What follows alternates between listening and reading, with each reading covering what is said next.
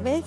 Y como andamos un poco... Good afternoon, everyone, and as we don't have much time, I will introduce the three people that will be joining us. First of all, Enedis Zubizarreta, co-founder and COO of Globe Testing, that works in the software field. Joaquín Omerez Urrezola, Managing Director of Eternua Sustainable Clothing, and Carmele Acedo, Manager of the SSI Group Integrated Social Services. The idea in this panel is to share with us their examples. What's really important is to go from the theory, what we've been talking about, to practice. So we would like to hear of your experiences in each of your companies, three very different sectors, and I believe it's important to see how in each sector they are facing these changes. So I would ask the three of you to, in 10 minutes, and let's try to be very strict. As I come from the world of academia, I will stop you 2 minutes and that's it. Okay? Is that okay with everyone? Yes, that's how we do it in my world, so I will do it in this way today too. So let's see how you're living this transformation. What are the challenges, the opportunities?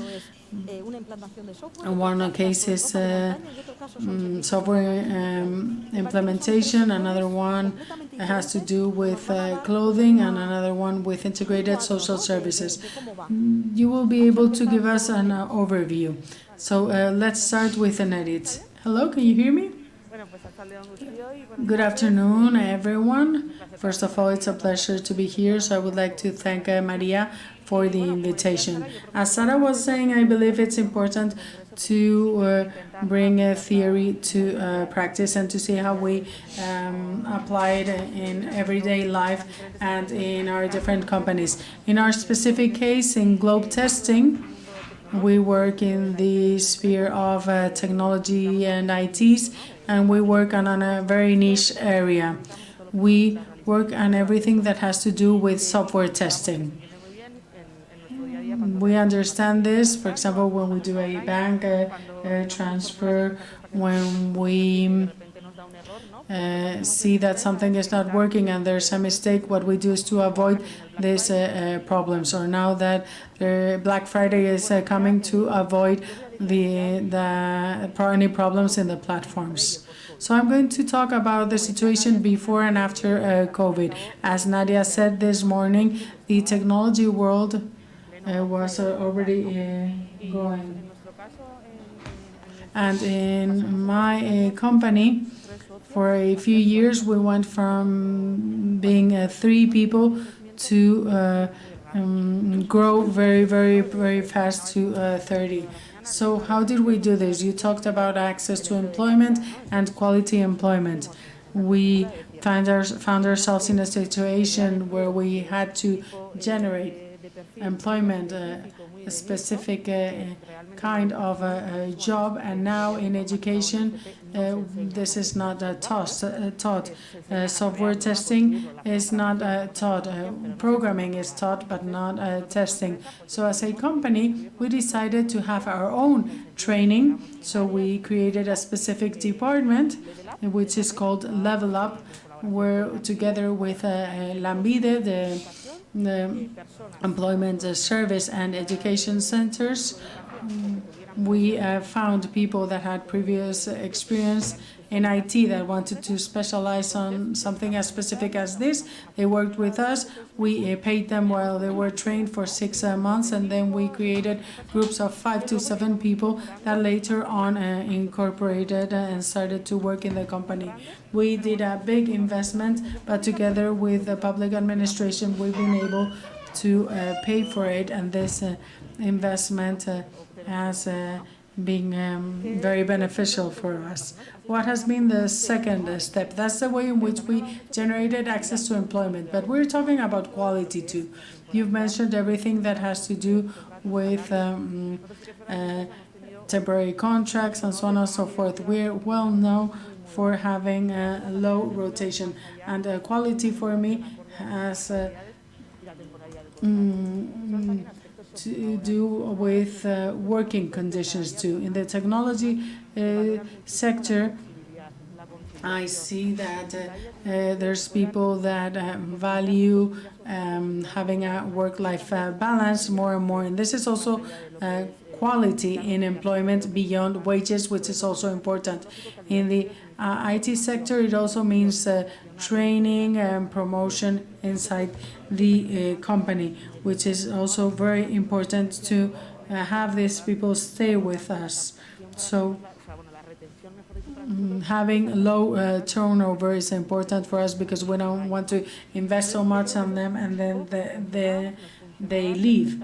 As things were working well, that there were 40 of us in 2020. Then we had the pandemic, and you can imagine in an area if testing was already important, specifically in online purchasing, but also in the health sector, this pushed us even more, as the Vice President said this morning, and the growth that we would have done naturally in years. So we went from 3 to 40, and now we've gone from 40 to 90 employees. It's been a super big challenge for us, and unfortunately, we haven't been able to do this through the Level Up training courses. Why? Because we've reached a point in which the demand is so high.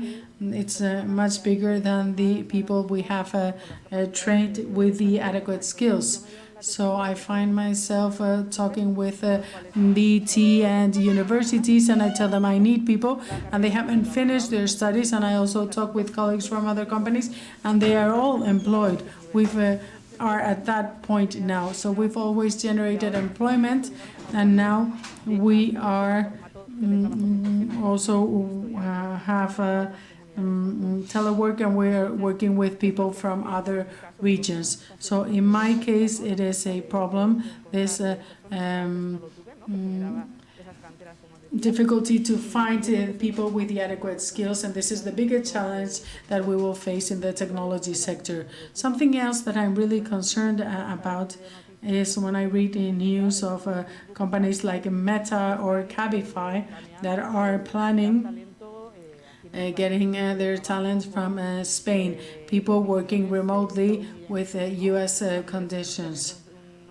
You just need a computer to work, and if before we had a responsibility of being appealing and taking care of our workers and providing the adequate conditions, wages, and other elements too, I believe this will be even a bigger pressure to avoid people leaving to these other kind of companies. And that's it. Well, so interesting. I think your collaboration with the public administration and with the private sector is also very, very interesting. We say that it doesn't exist, but we do have real examples where we can see that it exists. We see what's the demand of the companies and also the workers that are reskilled through the administration. So I really love that this is happening, but of course you've grown so much that things are going really fast and are very complex. But it's good that you also employ people from other regions or countries, but sometimes this can generate more frictions. But I don't think it's something negative. In our case, we haven't had any problems, but before COVID, we had a mixed model. We had people working from home already, but we think it's important to have team building and to generate relationships beyond the screen. So we've always focused on generating and having a team here, but right now it is impossible. Growing and so much in a year has been difficult. Joaquin, can you tell us about your experience? Firstly, I'd like to say thank you for having the chance to be here and spending some time this afternoon with you. Ternua, what we do are we manufacture sports clothing. So we design, develop, market and sell different collections, outdoor or fashion collections. What are our challenges? I think our challenge is the same that all of the sector has in the textile industry or the fashion industry, which is three. Firstly, the challenge of sustainability. We all know that the fashion industry, and specifically the textile industry, is one of the most polluting industries in the world. So that's a challenge both for the sector and society that we need to concentrate. The second is consumer habits that are changing. Today people consume differently, and this way that they differently changes how we need to adapt to as companies, because it's a consumer that tells us what we should be doing. So we need to be very attentive to these changes. Many of these changes are related to technology and digital transformation. We're talking about the way that we relate to each other via social media, or the way we buy using e-commerce or other formats. For example, the reuse of clothing. The whole of the second-hand market. And the third challenge, I've mentioned sustainability, technology, and the third is talent. In our sector, and of course we're affected in the same way as the rest of our sector, there's a challenge which is to be attractive to talent. This is something that we mention sort of abstractly, but reality, as Anerit said, is there. You need 50 skilled people. How can you find these 50 skilled people? How can you get them to join your company? These challenges are out there. In our cases, on talent, in which we want to include people from different backgrounds, because our industry has two very different profiles, some which are technical, related to logistics and production or information systems, but there are also other job types related to creativity, design, pattern cutting, graphic design, and so we need to keep our eyes on these different profiles and make sure that we're attractive to people. If we add to that a sector which is being completely redefined, retail and fashion is being redesigned, and there are some handicaps regarding perception for the public as a polluting sector that needs to undergo a transformation.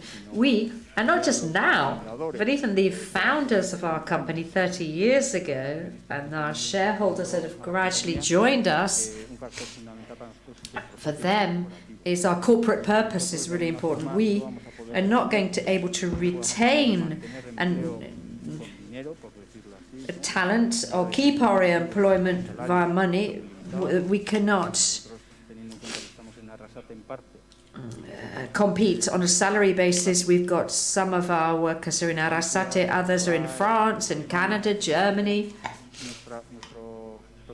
So the way we retain and get new talent to join us, especially for youngsters, because the people that we're looking for is due to the fact that they require new skills, and is linked to this our corporate aim, which is linked to how we feel things should be done. We internally say it's not important what, but the how. How we do things, how we create our collections, how we produce them, how, to a certain extent, all of those people that are involved in the value chain in our production, or how they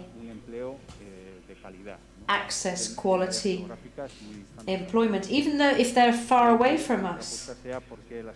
And that's why we think that our companies should evolve towards company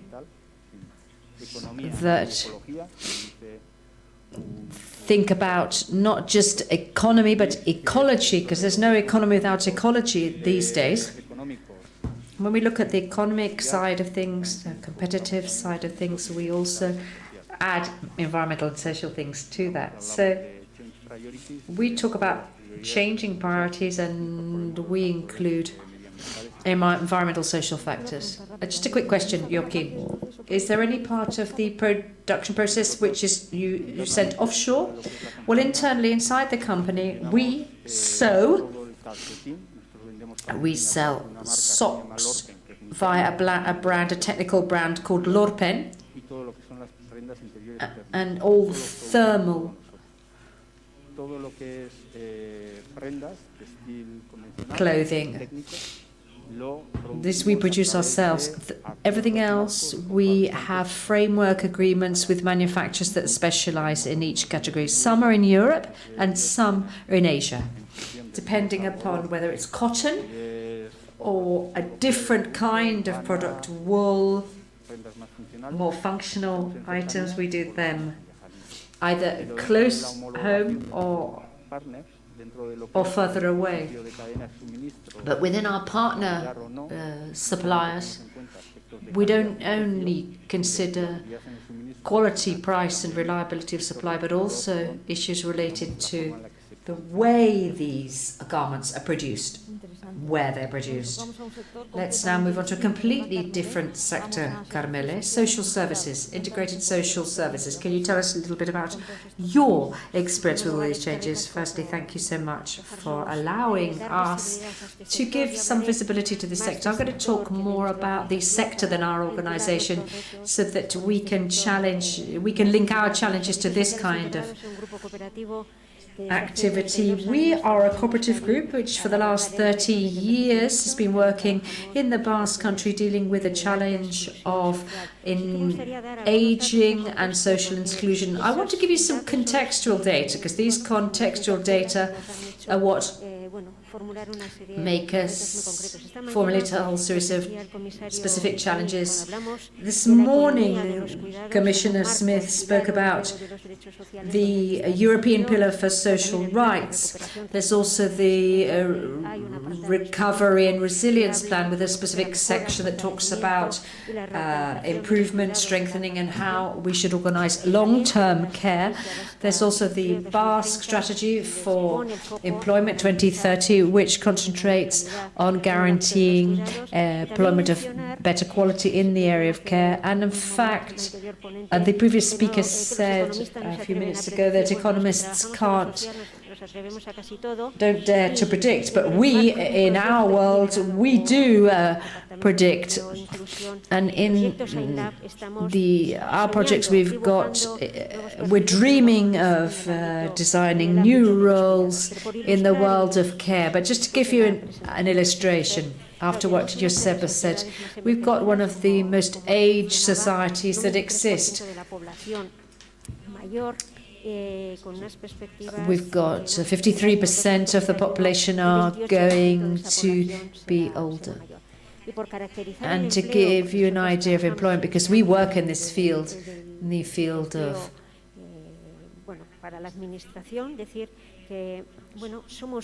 care, we're a sector that generates very intensive employment, where the informal economy has a lot of presence in this sector. It's also a sector where family care is also important. But when we talk about projections to the future, how this sector is going to grow, according to the data from the Employment Service, there are 35,000 people working in this sector. In the next 10 years, because of the need for new professionals, this sector will grow by 23%. That's 8,000 new professionals will join it just to replace it, because this sector is very much cross. Just to replace 60% of these people are going to have to be replaced. And we're talking here about 29,000 jobs in the next 10 years, without even mentioning domestic employment. This is the big question mark. When we talk about the grey economy, we talk about Spain. In Europe, you find a similar situation, in fact. the secretariat that I represent, a European Federation for Dignified Care, we're talking about 8 million jobs in the domestic market. There are 23,000 of them in the Basque Country, and these people will have to be replaced. Around 56% of these jobs are pop up in the grey economy. The challenges, like other organizations here, related to transformation, digitization. How can we include digitization into our activities? We need people to be skilled in these digital tools. And another challenge by as a company and as a sector, how can we make this sector attractive? Youngsters don't see us as an attractive sector, and there are others that don't think of us as attractive. We don't receive CVs from professionals, and we do need professionals in our sector, engineers, mathematicians, physicists also need to join us. And we also, there's a risk of this increase in the globalization of services, where the rights of workers are being questioned. And if you look at some figures that in this case have come from Futureland, in a disruptive scenario, we could say that there might also be a loss of jobs because of the inclusion of all of these technologies. This is something that we don't know, is a question mark hanging over that. As an organization that's finding a response to these challenges, we've been concentrating on incorporating digitization, and part of the processes, and here I've got the administrators with me, we want them to get to us via R&D and I. The possibility of doing this allowed us as an organization. Ever since 2015, we're digitizing in a very long, costly process with great deal of success. In fact, 100% of those workers that have offer direct care, they're digitized. When you talk about the grey economy, yes, I'm talking about the black economy, really.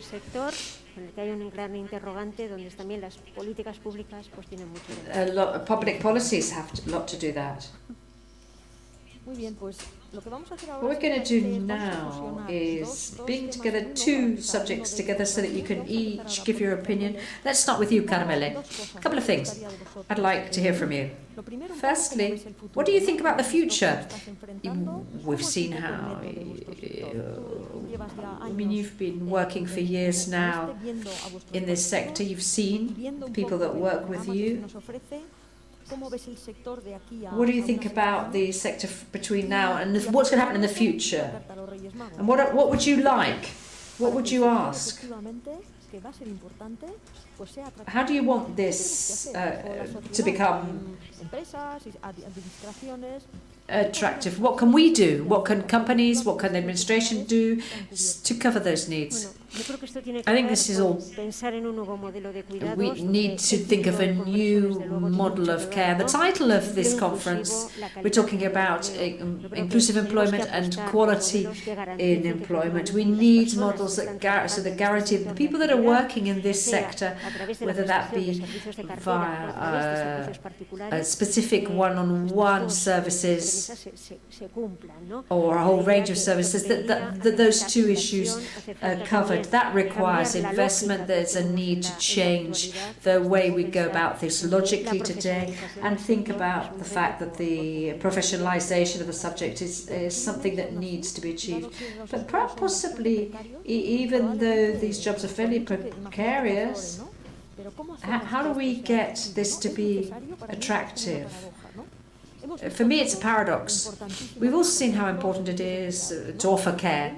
We've seen that during the pandemic. It's been the people that have cared society. Otherwise, far more of us would have died. And even so,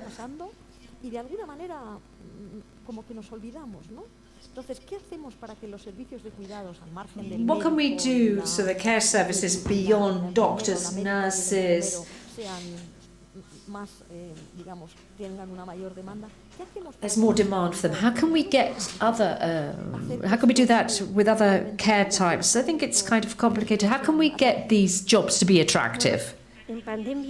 At a time of pandemic, we never have appeared as an essential service. We're never spoken about. I'm talking about people that work as home helps. People spoke about hospitals, people talk about cashiers, but they never spoke about those people that were in caring for people and going to people's homes. We've been invisible, in fact. I think part of the solution is attached to a good communication and explaining the work that we do. That'll make the jobs more.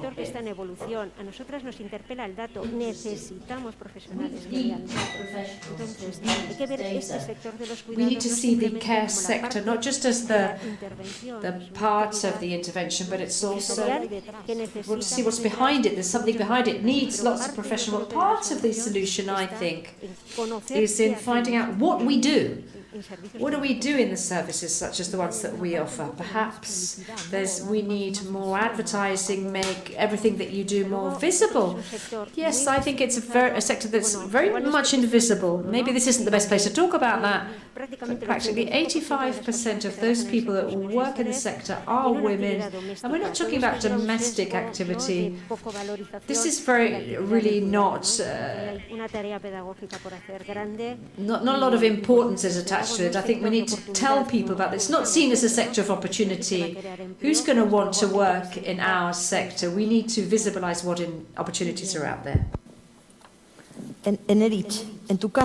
Enedith, in your case, I see the revolution you're going through, and that in fact you are really growing, but I see that there's also a clear creation of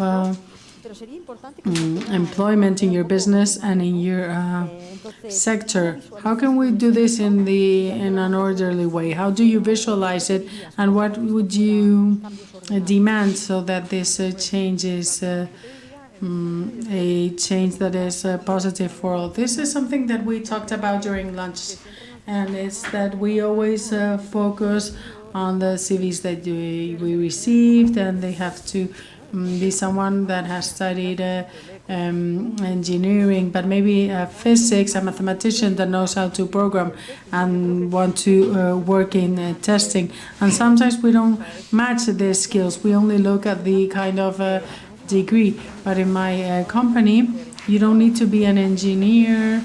If you know how to program and you have the know-how, it doesn't matter. So I think that there is a margin for improvement here. If we talk with public institutions and we describe their profile, I think that we focus only on degrees and we forget about many other elements that could be interesting if we would take them into account. Also, we need to work on transformation of profiles. I know this is happening, but I think we need to make a greater investment. The other day, I talked with someone that had studied geography, but also was interested in IT, and I believe we need to invest more on this. Maybe that person can study specific courses to work with someone like us. Maybe it's not necessary to just pass everything. Maybe we just need specific courses to be able to have the adequate training. And these are just some vague ideas, but I believe this would improve the speed when getting new workers, because now we're at the doors of the universities and vet colleges as founders of a company trying to get the workers. And I think we could do it in other ways, in more agile and speedy ways.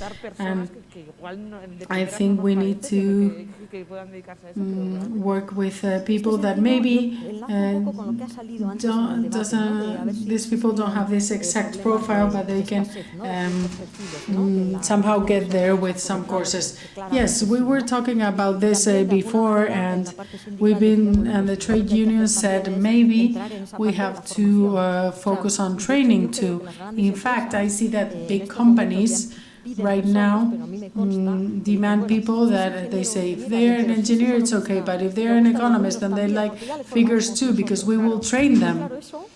But of course this can be done by a big company, but small companies cannot do so. They don't have the capacity, and that's why we need that public-private partnership. And I really love that you mentioned this, because I believe it is this that we have to do. We need to open the labor market to other profiles that are not only the technological ones, because I believe that not everyone has to do everything hard in programming.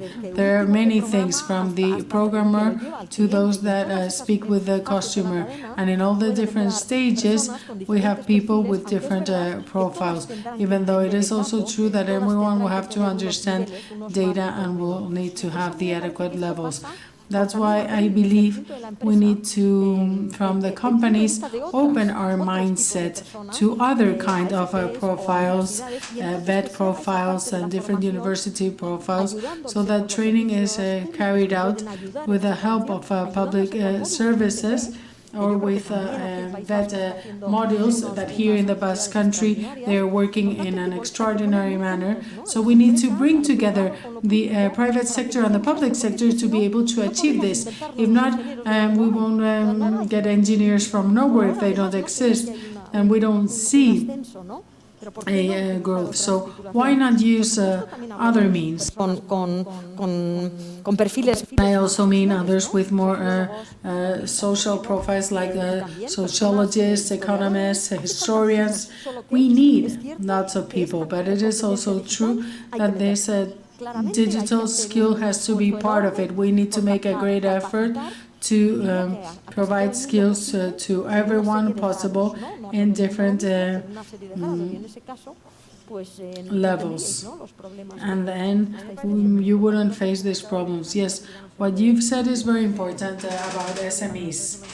That's why I've mentioned our initiative of Level Up, that we made a big investment of 6 months training, full-time, and they're paid. For example, Lena Oquera from Lambide, that subsidized us, was very important, because as a small company, when there was only 3 of us, and you can imagine what our turnover was at the time, but we needed to have more people that were trained to deliver. And when you're in a startup, either you get the support of public entities or it's impossible. And I believe that's a really important point. It is true, administration, we need your help. Joaquin, your sector, it's a complex one. Yes. I would say 2 relevant things. In our sector, quality employment with €5 t-shirts in this value chain. Not everyone is getting the money they deserve.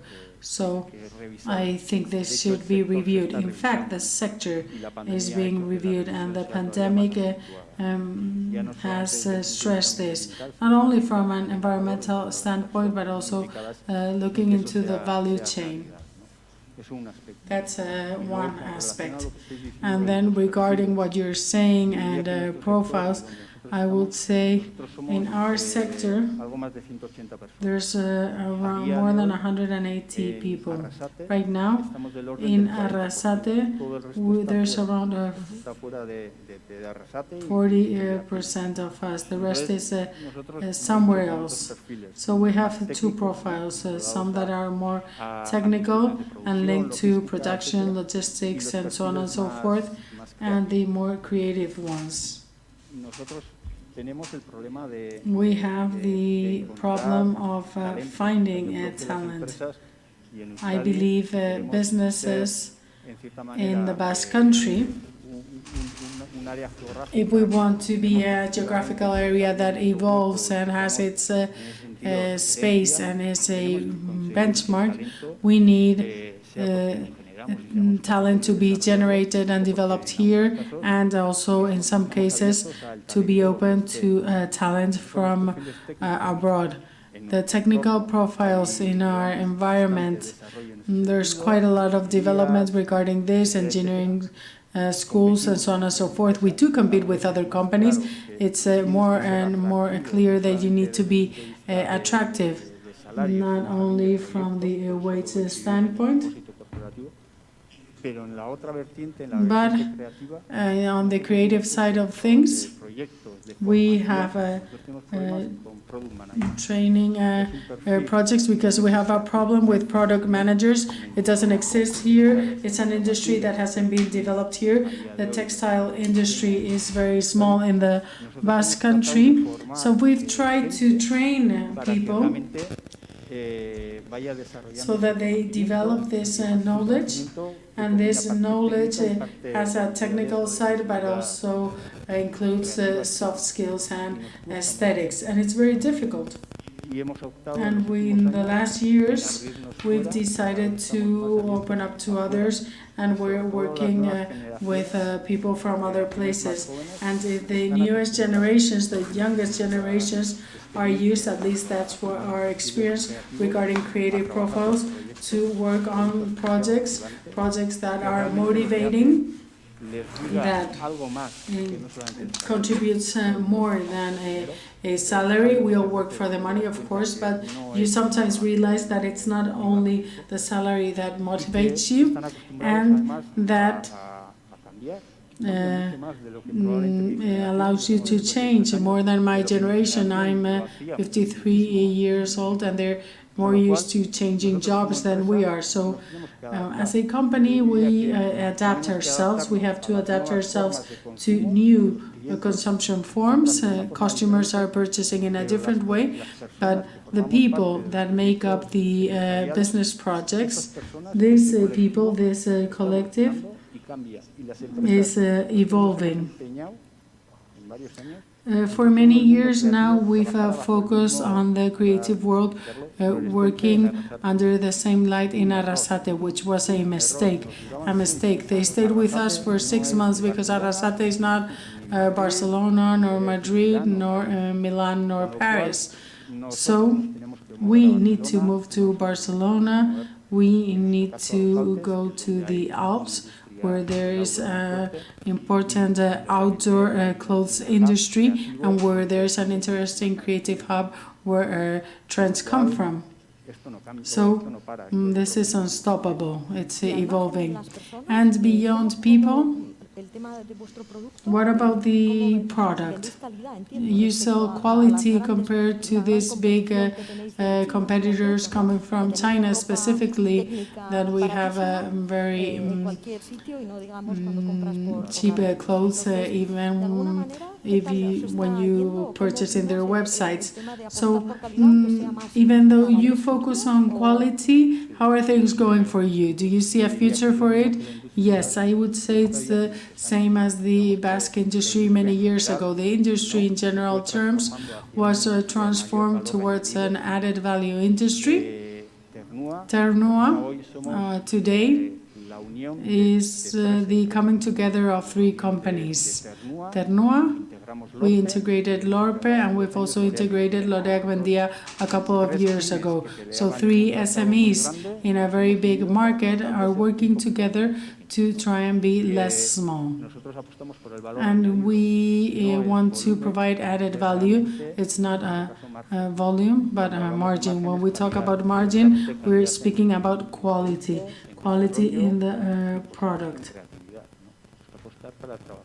So we have to be present everywhere. 35% of our sales are abroad in international markets, fundamentally US, Canada, France, and Germany. So you either have the same quality level in product and service, or you can't be present in those markets. And I'm an optimist. Well, it's wonderful. And there's going to be a regulation that will focus on sustainability and the value chain and the textiles that we use being more sustainable. I believe with this we can finish, because that way we are not so late. You've given us a wonderful view of your different spheres, and I guess Eva will be closing this session.